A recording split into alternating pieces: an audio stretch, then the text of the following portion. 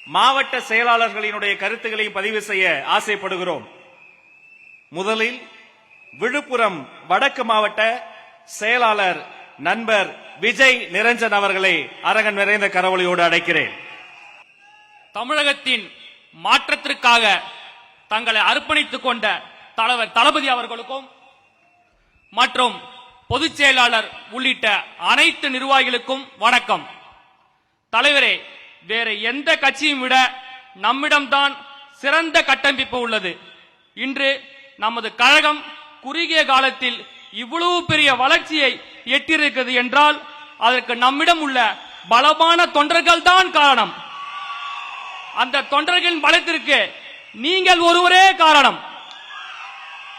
நமது கட்டமைப்பு பலமானது என்று நான் ஏன் சொல்கிறேன் என்றால், நம்முடைய வேர்கள் அடிமட்டம் வரை ஆழமாக பாய்ந்துள்ளன. ஒவ்வொரு கிராமத்திலும் ஒவ்வொரு வீதியிலும் நம்முடைய கட்சி நிர்வாகிகள் செயல்பட்டு வருகிறோம். ஒரு கட்டிடம் எவ்வளவு உயரமாக இருந்தாலும் அதன் பலம் அஸ்திவாரத்தில் தான் இருக்கிறது.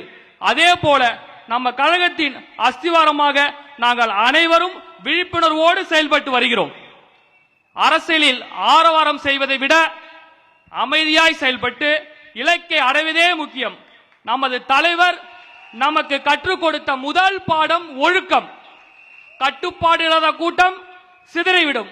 ஆனால் ராணுவ கட்டுப்பாடு கொண்ட நமது செயல் வீரர்கள் அணிவகுத்து நின்றால் எந்த அரசியல் சக்தியாலும் நம்மை அசைக்க முடியாது.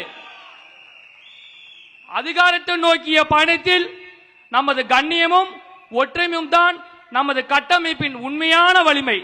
இன்று மக்கள் எதிர்பார்க்கும் மாபெரும் கழகமாக நாம் உருவெடுத்துள்ளோம். நமது கட்டமைப்பு வெறும் காகிதத்திலோ அல்லது சமூக வலைதளங்களிலோ மட்டுமில்லை, அது மக்களின் இதயங்களில் இருக்கிறது.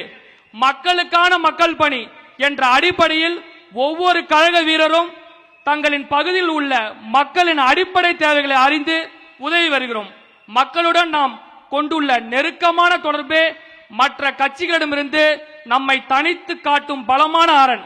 தலைவரே, தேர்தல் களமோ மக்கள் போராட்டமோ இருந்தாலும் நாம் நமது கட்டமைப்பையும் தயாராக இருக்கிறோம்.